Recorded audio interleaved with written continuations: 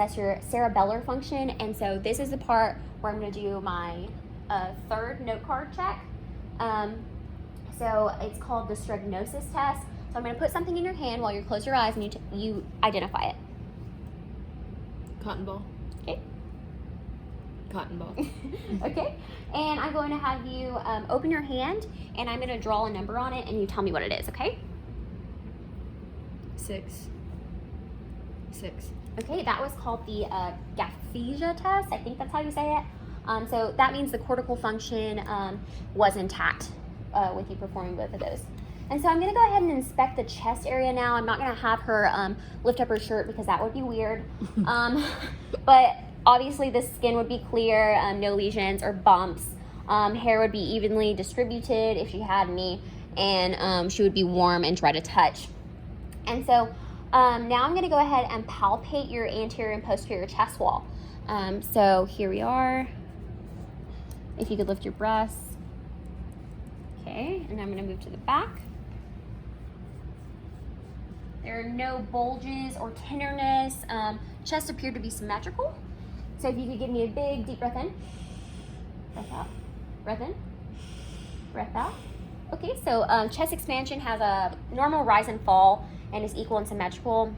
And also the anterior and posterior diameter had like a 2 to 1 ratio. So that is appropriate actually. So now I'm gonna go ahead and palpate for firmitis. So if you could say 99. 99. 99. 99.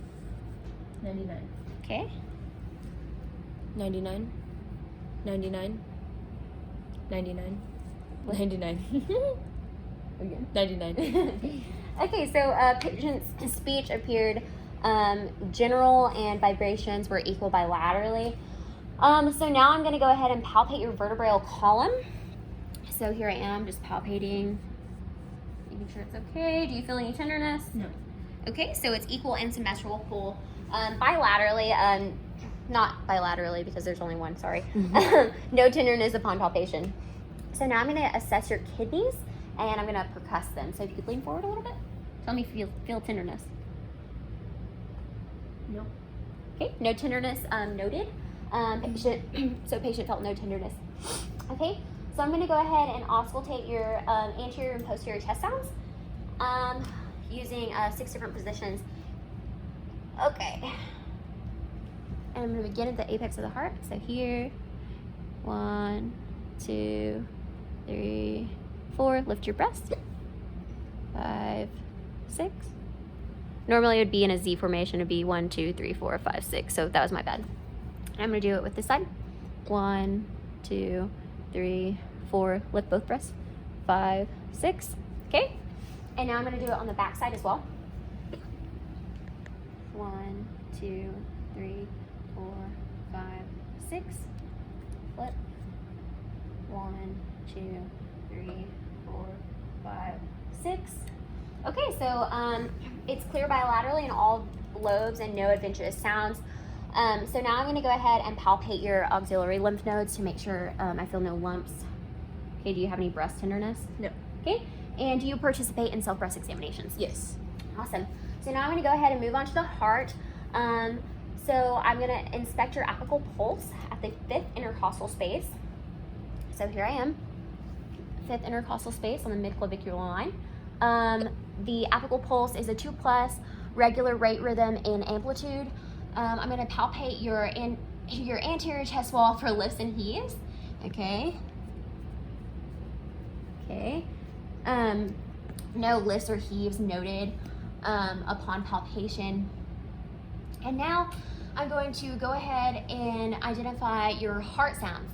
Okay, so I'm going to do this using the diaphragm of my stethoscope, and I'm going to start with the aortic, and then the pulmonic, and then the Erb's point, and then the tricuspid, and if you could lift your breast, and then the metrial. So now I'm going to go ahead and listen one more time. So aortic, pulmonic, excuse me, Erb's point, tricuspid, lift, metrial. Okay, so there was regular rate and rhythm, no abnormal intensity present. So S1 and S2 sounds were noted. There were no murmurs or clicks, and no S3 and S4 gallops, which is amazing. So I'm gonna have you lay on your back. Okay. So if you could lift your shirt up. Okay. There's no abnormal movements, and abdomen is obviously flat. I'm going to go ahead and auscultate your bowel sounds over the 4 quadrants. Okay. Right lower quadrant, right upper quadrant, right left upper quadrant, left lower quadrant. So bowel sounds are normal, and times 4. And now I'm going to go ahead and do the vascular sounds. So I'm going to do your aorta, aorta, then your your renal arteries, your iliac, femoral. And so the report for that would be there are no tenderness, bulges, or masses. Did you feel any tenderness when I did that? Okay, beautiful. So I'm gonna go ahead.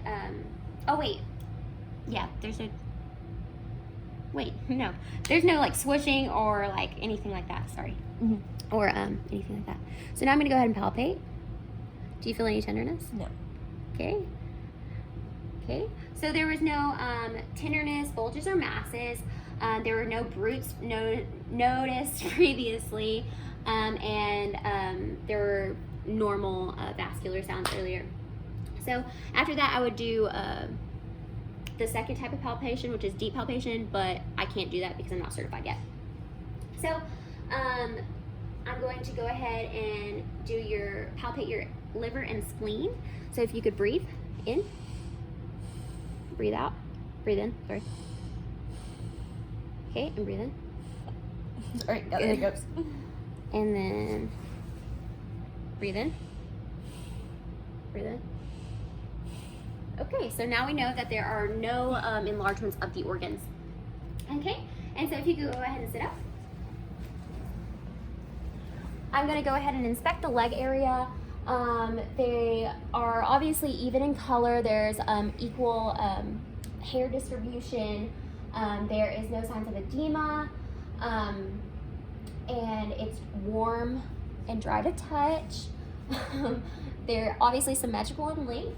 And it was a smooth, even surface texture, skin triggers intact. Okay, so now I'm going to palpate and assess your tibial and dorsal fetal pulses. So here, here, here, and here. And then, so no tibial edema present.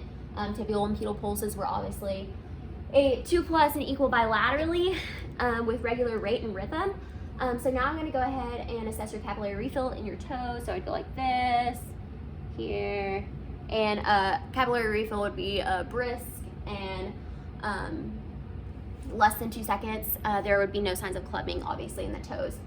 So now I'm going to stress your strength in your ankles. So push against my hands, pull against my hands. Now lift your legs, push against, or push up. Yeah, there you go. Push up. Pull down. Pull down. Now bend your knee. Wait, do you want me to? Yeah, that's good. Push.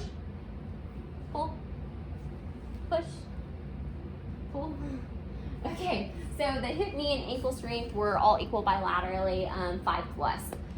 So at this point, I would go ahead and assess your deep tendon reflex, but I don't have that, so I'm not going to do it. But the report would probably be something along the lines of all deep tendon reflexes are 2+ and are equal bilaterally. So now I'm going to assess your motor function. So if you could stand up. Okay, so put your feet together like this and close your eyes. This is the Romberg test. She appears to have balance. Okay, you're good. Okay, and now walk in a straight line, toe to toe, over there. And now I'm going to go ahead and have you hop on one foot, hop on the other foot. Okay, awesome. So the patient maintained posture and balance during the Romberg test without having to see. and the patient also can walk in a straight line and stay balanced, and she can perform a knee bend and hopping on one foot. She demonstrated normal muscle strength and sense of where she was. Yeah, so the cerebral function in the lower extremities were intact. So you can go ahead and sit back down. Okay, so now I'm gonna have you identify whether this touch is dull or sharp. Dull, dull, dull, dull, dull, dull. Sharp, sharp, sharp, sharp, sharp, sharp. Okay, so now we know that the regular peripheral sensation and function is intact because she can differentiate from dull and sharp pain. And now I'm going to have this cotton ball somewhere on your body, and I want you to identify when you feel it and where it's at. I feel it now, and it's on my knee. Okay, perfect. Okay, so now I'm going to test the sensory function of your legs. So I would do this by assessing the vibration with the tuning fork, but I do not have that tool. So what I'm going to have you, not what I'm going to have you do, I'm just going to report what I would have. So it would be like sensory function is in the legs are intact with vibration, something along that line. And so now I'm going to move on to range of motion. So if you could move your neck like this way, down, up, around.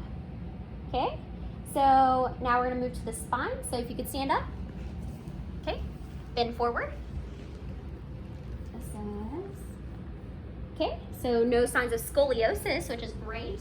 You can sit back down.